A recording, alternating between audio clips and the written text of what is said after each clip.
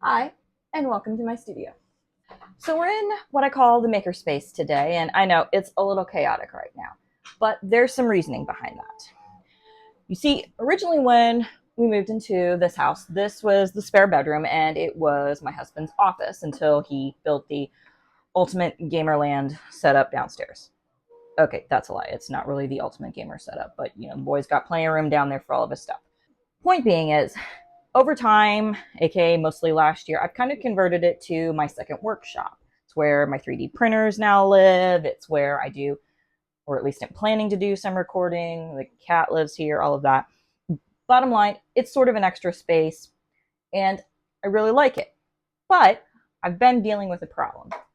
As you've seen in some of my previous footage, I've been storing all of my filament in these little things along the side that I got from IKEA. Now, they're cheap and expensive and they do the job, but they also suck at the job. And the reason I say that is they're very flimsy and I'm terrified they're going to fall over and potentially take out, someone's foot or potentially a cat. So I've been wanting to kind of figure out some better storage in this space. Enter the closet. This puppy over here, standard closet, reasonably good space. I think I measured it 22 by 70.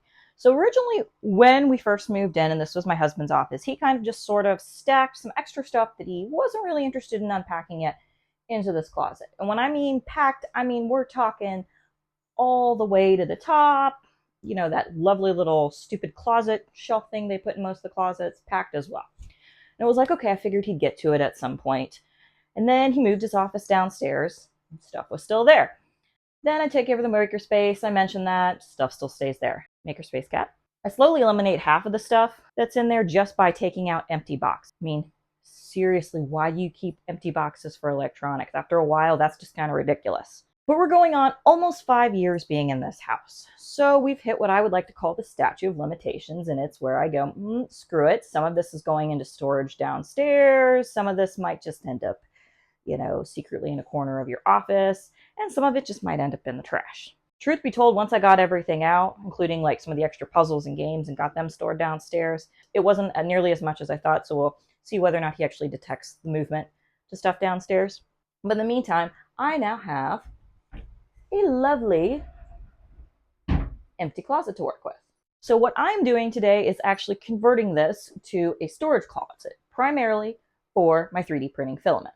Now, part of the reasoning for that is A, making this room look way more efficient and clean, and second of all, for controlling humidity. For the past year, I've had a dehumidifier running here in the makerspace, and it's done a reasonably good job at keeping things low humidity, but it still doesn't quite get to optimum, being the size of the room, to the humidifier, and the fact that I have to keep the door open because, makerspace cat over here needs to use the litter box and eat and all of that. So that leaves me with trying to perhaps create a smaller space for the dehumidifier to work in, hence the closet. I'm fortunate enough that I have an outlet nearby, so it will be easy enough to stick the dehumidifier in there, and then closing the door will make for much better management.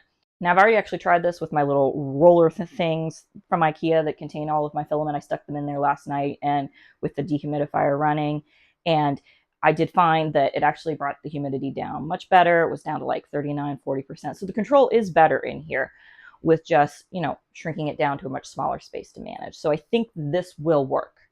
So for starters, I am going to get the storage cubbies that I'm going to use in here. And then I'm going to show you this really awesome little print that I found on printables that I'm using for storage management. So I'm starting off by shoving in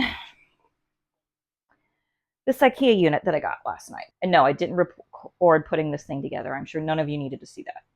Or maybe some of you did, you sick little IKEA kinksters. I opted for the wood one and I opted for the 3x4.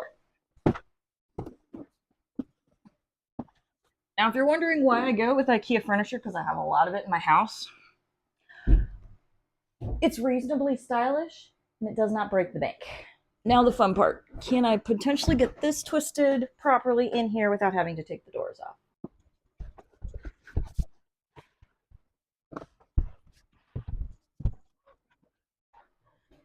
Woohoo! I did it! Yay! So that works. That gives me the space I need. So as you can see, I've got, basically an IKEA unit in a closet. Not all that exciting. I know. We'll get more interesting. My plan at this point is, as I set you guys down, is to convert two of these little containers to smaller drawer units of matching color. I'm going to do the two in the center, and then we're going to get around to the nifty little filament positioning that I've put together.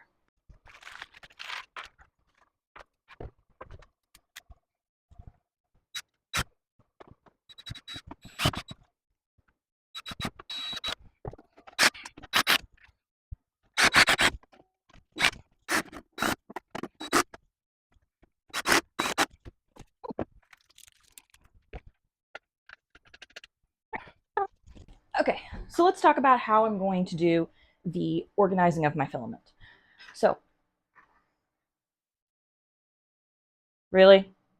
Fortunately, the wonderful 3D printing community has actually already come up with a solution, and that is these nifty little things here. They don't look like much, but these are designed to actually sit on the sides of the square boxes, and you can either screw them, or honestly, you could use double-sided tape, glue, your preference. And then you just need 8mm or 3/16 if you're US dowel rods cut to the size of the box. Now, online, it's going to say that the inside of those are 13. Measure them. Mine was 13 and, again, 3/16, and trust me, you get really, really annoyed if you cut them ahead of time and realize they're too small. Just fair warning, I made the mistake already for you, so you didn't have to. But once these are done, it's really just a matter of securing them in the holes, like so, and then placing them inside the squares. And after that, the rolls of your filament will sit on there, and you'll have 2 racks, which will make it so that each square can hold about 8 rolls of filament. So pretty good storage, all things considered. So there you have it, my new filament storage closet, complete with adequate storage for tons of different filament and some humidity control. And it's working pretty well. As you can see, I've got it all the way down to 37, 38% humidity. And with that out of the way, it leaves plenty of room in the makerspace to do other things. For instance, actually setting up a nice little studio with lighting so that I can talk to you guys with a nice cool cinematic effect. I hope this video was helpful somewhat, or at least gave you an idea on how you might be able to store your own filament.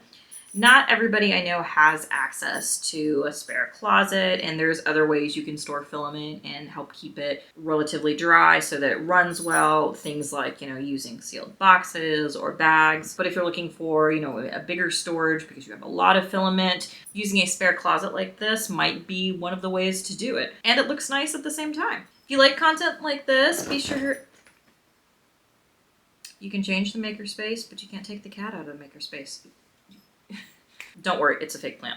If you'd like to see more content like this, please be sure to hit the subscribe button, ring the bell if you want to be notified for when I drop content, and by all the means, take a moment, boop the like button, help feed the algorithm, leave some comments. In the meantime, I hope your day, night, weekend, whenever you're watching this video goes well, and I'll see you on the flip side. Bye.